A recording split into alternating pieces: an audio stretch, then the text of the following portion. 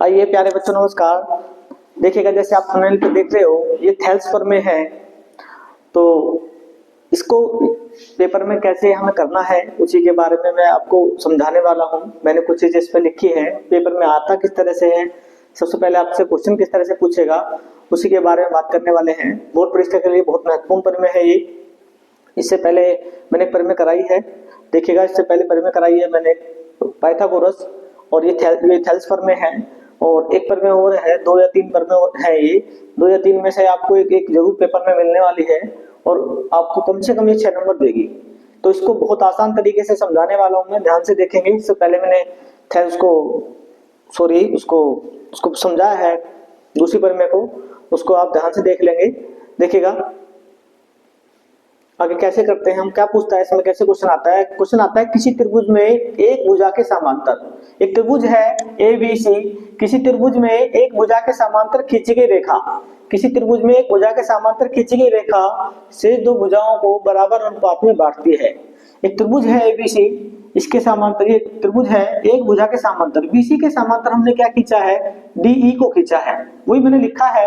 देखिएगा सबसे पहले इसमें हेडिंग क्या लिखते हैं, हमने दिया है किस तरह से लिखेंगे आप इसको, ब्लैक पेन से लिखोगे या स्केच वगैरह से लिखोगे आप, बढ़िया हेडिंग डाल के दिया है। एक त्रिभुज ABC जो हमें दिया है, हमने लिखा है एक त्रिभुज ABC। केवल आपको जो क्वेश्चन देगा वो पेपर में इतना ही आएगा, और सारी चीजें अपने पास से कैसे करनी है, कैसे सिद्ध करना है, इसको सारी चीजें बताऊंगा मैं। दिया है एक त्रिभुज ABC लिखा है मैंने, ABC त्रिभुज जिसमें क्या है, BC के समांतर हमने किसको खींचा है, DE को खींचा है। DE के समांतर क्या है, BC है, या BC के समांतर क्या है, DE है। ये समांतर का चिन्ह होता है, तो BC के समांतर हमने क्या खींचा है, DE को खींचा है, DE को, ये उसने दिया है। रचना में क्या करा हमने, रचना में क्या करते हैं, रचना में वो चीज करते हैं जो हम त्रिभुज के अंदर अपने पास से इसमें हम करते हैं, जो भी एक्टिविटी करते हैं उसको हम रचना में लिखते हैं। कैसे, जैसे मैंने लिखा है इसमें BE व CD को मिलाया, हमने क्या करा, B और E को मिलाया है और C और D को मिलाया है, इसको अपने पास से इसमें करा है इसमें। और तथा क्या करा है इसमें EF, देखो EF लंब डाला है किस पे, BA पे कह दो या AB पे कह दो, बात एक ही है।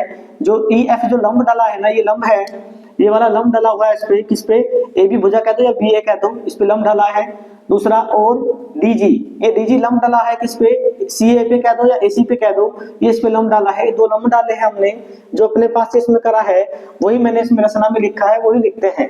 आप भी आराम से लिख सकते हो इसको, 2-3 बार वीडियो को देखो और 1-2 बार लिख के देख लो, हमेशा के लिए याद हो जाएगा।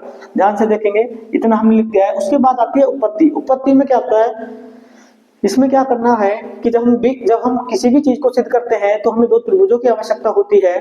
तो क्या लिया है इसमें, ध्यान से देखेंगे, इसमें 2 त्रिभुज लिया है मैंने, त्रिभुज ADE, मैंने लिया है त्रिभुज ADE, ये त्रिभुज लिया है, और दूसरा लिया है DBE।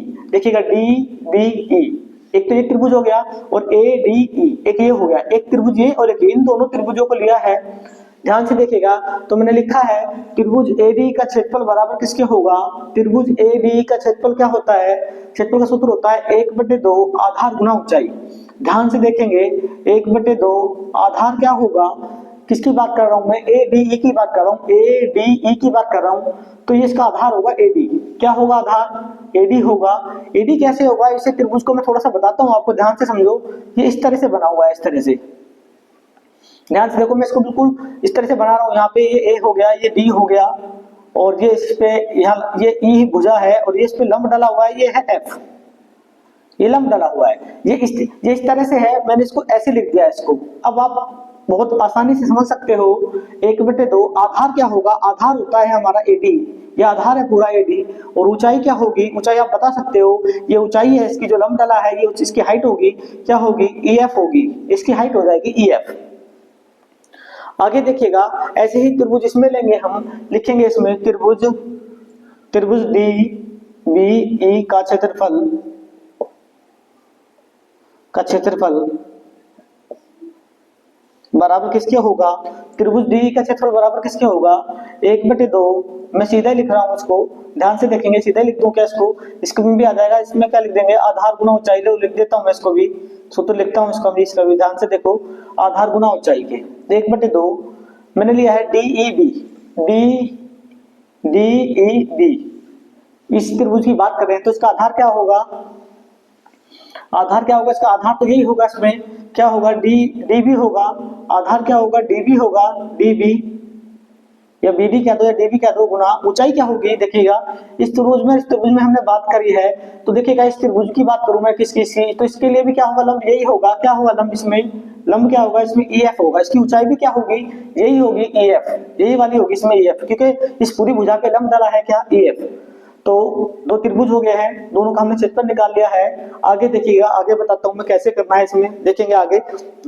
ध्यान से देखो, इसमें क्या करना है, दोनों त्रिभुज है हमने उसको अनुपात में रख लिया है। त्रिभुज AD का क्षेत्रफल बटे क्या होगा, DB का क्षेत्रफल बराबर किसके होगा, दोनों को हमने क्या करा, दोनों को क्षेत्रफलों को अनुपात में रखा है। क्यों रखा है, 1/2 से 1/2 कट जाएगा और EF से EF कट जाएगा, तो क्या बचेगा, बचेगा ये AD बटे DB।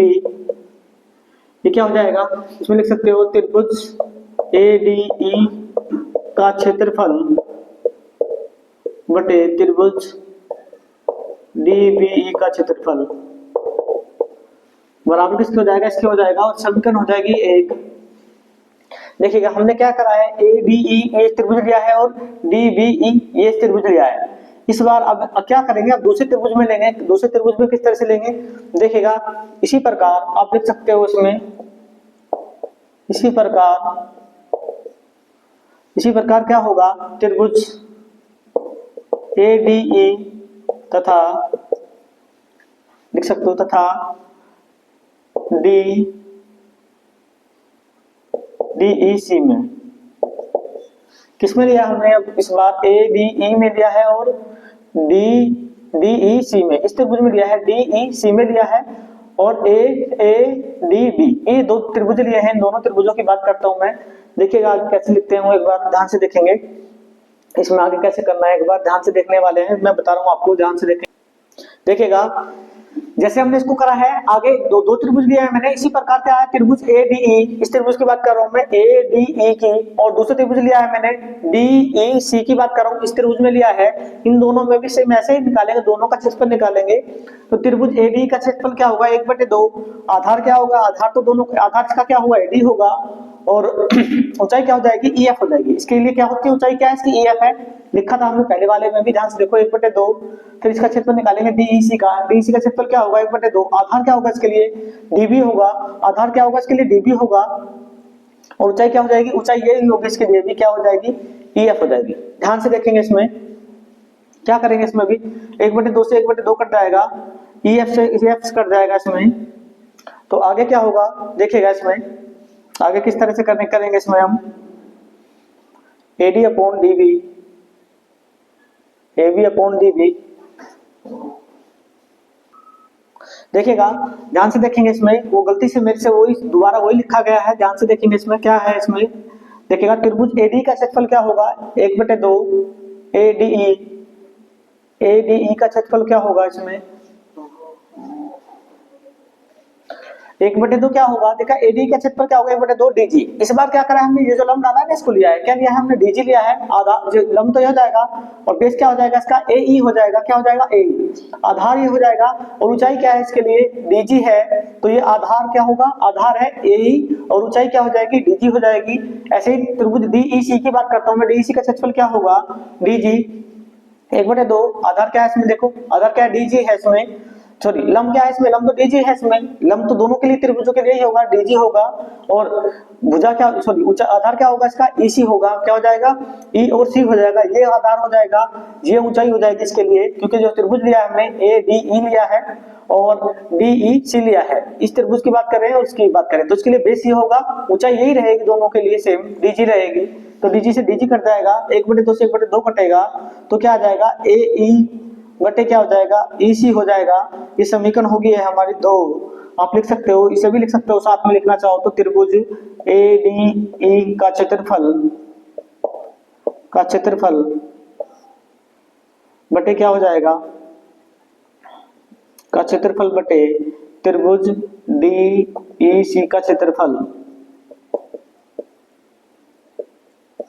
देखिए देखिएगा हमारे पास समीकरण 1 और समीकरण 2 हुए हैं। आगे बताता हूँ मैं आगे कैसे करेंगे इसमें, देखिएगा आगे समझाता हूँ मैं अभी आपको। देखिएगा ध्यान से, मैंने 2 त्रिभुज लिए हैं, इसमें समझाता हूँ मैं आगे क्या करेंगे। इसमें मैंने 2 समीकरण बना ली हमने, दोनों को कैसे आगे हल करना है देखिएगा ध्यान से। त्रिभुज मैंने लिया है त्रिभुज DBE व त्रिभुज DEC के। देखो DBE, DB और E की बात करें, DBE ये त्रिभुज, और मैं बात कर रहा हूँ किसकी, त्रिभुज DEC की, DEC की। DBE ये त्रिभुज हो गया, ये वाला हो गया, देखो ये वाला त्रिभुज हो गया, ये वाला और ये वाला त्रिभुज, ये दोनों त्रिभुज हैं एक ही आधार, दोनों का आधार क्या है, एक ही आधार है, दोनों का एक ही आधार है और एक ही समांतर रेखाओं, एक ही तो आधार क्या है, BC आधार है दोनों का, और दोनों की जो समांतर रेखा है दोनों के लिए, दोनों त्रिभुजों के लिए समांतर रेखा क्या है, DE है, के बीच स्थित है, इन दोनों के बीच स्थित है एक ही समांतर रेखा। देखो एक ही आधार हो गया और दोनों त्रिभुजों के लिए एक ही आधार हो गया, दोनों के लिए एक ही आधार और एक ही क्या होगी, समांतर रेखा होगी DE। ये दोनों त्रिभुज इन दोनों के बीच में स्थित हैं, ये मैंने लिखा है। और उसके बाद क्या करा है हमने, एक बटे में इनका व्युत्क्रम लिया है, दोनों त्रिभुजों का व्युत्क्रम लिया है। त्रिभुज DBE क्या लिया है, त्रिभुज DBE का क्षेत्रफल किसका लिया हमने, DBE का क्षेत्रफल बराबर 1 बटे, उल्टा लिया है व्युत्क्रम में, 1 बटे, उल्टा बोलते हैं इसको, 1 बटे क्या हो जाएगा, त्रिभुज DE और C का क्षेत्रफल, इस त्रिभुज का और इस त्रिभुज का, दोनों का क्या लिया है, व्युत्क्रम लिया है। क्यों करा है देखेंगे आगे, ध्यान से देखेंगे। मैं लिखूंगा यहाँ पे दोनों पक्षों में त्रिभुज ADE से गुणा करने पर, क्या करा है मैंने, त्रिभुज AD की गुणा करी है दोनों पक्षों में, इन दोनों पक्षों में क्या करेंगे, AD की गुणा करेंगे, तो त्रिभुज AD का क्षेत्रफल से गुणा करेंगे, त्रिभुज AD का क्षेत्रफल से गुणा करने पर, जब दोनों त्रिभुजों के क्षेत्रफल इससे दोनों से गुणा करेंगे, देखिएगा कैसे होगा इसको, यहाँ पे जब गुणा करेंगे तो इसके ऊपर आएगा ये क्या होगा, त्रिभुज ADE का क्षेत्रफल बटे क्या हो जाएगा, त्रिभुज किसका है, त्रिभुज DBE का क्षेत्रफल बराबर किसके हो जाएगा, इसमें भी इसकी गुणा होगी किसकी, त्रिभुज क्या होगा, त्रिभुज ADE का क्षेत्रफल बटे क्या हो जाएगा इसमें, त्रिभुज DEC का क्षेत्रफल।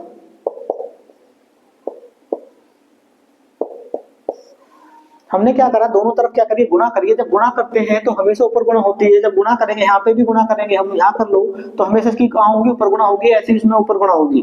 ध्यान से देखेंगे आप क्यों करा है मैंने ऐसे, मैंने 2 समीकरण बनाई थी, इससे पहले हमने 2 समीकरण जो बनाई हुई है उसमें देखेगा त्रिभुज ADE का क्षेत्रफल बटे क्या होगा, DBE का क्षेत्रफल लिखा हुआ है, तो उसमें लिखा है हमारा जो समीकरण 1 है, आप देख सकते हो उसमें AD अपॉन क्या होगा, BD होगा, किसके होगा, BD के कह सकते हो, DB के कह सकते हो, AD अपॉन क्या होगा, DB के होगा, AD अपॉन क्या होगा, DB के होगा, उसमें लिखा है हमने। ऐसे त्रिभुज ADE का क्षेत्रफल और बटे क्या होगा, त्रिभुज DE का क्षेत्रफल किसके बराबर था, समीकरण 2 में, समीकरण 2 से उसमें क्या होगा, देखिएगा क्या होगा उसमें, AE बटे क्या हो जाएगा, EC हो जाएगा, EC, AE अपॉन क्या होगा, EC। ये समीकरण 2 बनाई थी हमने, उसका मान रखा है, और ये समीकरण 1 का मान रखा है ये, और यही हमें सिद्ध करना था, इतना ही वो सिद्ध करवा रहा है।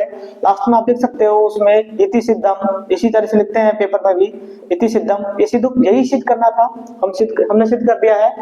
आप 1-2 बार वीडियो को ध्यान से देखिएगा और 1-2 बार खुद लिख के जब तक नहीं देखोगे आप पे ये पेपर में नहीं होगी। बहुत ही इंपॉर्टेंट प्रमेय है, 6 नंबर आपको देगी। इससे पहले मैंने एक प्रमेय कराई है, उसको भी ध्यान से देखो, एक ये हो गई है, एक प्रमेय और आएगी, इन 3 में से आपको एक पेपर में जरूर मिलने वाली है। धन्यवाद।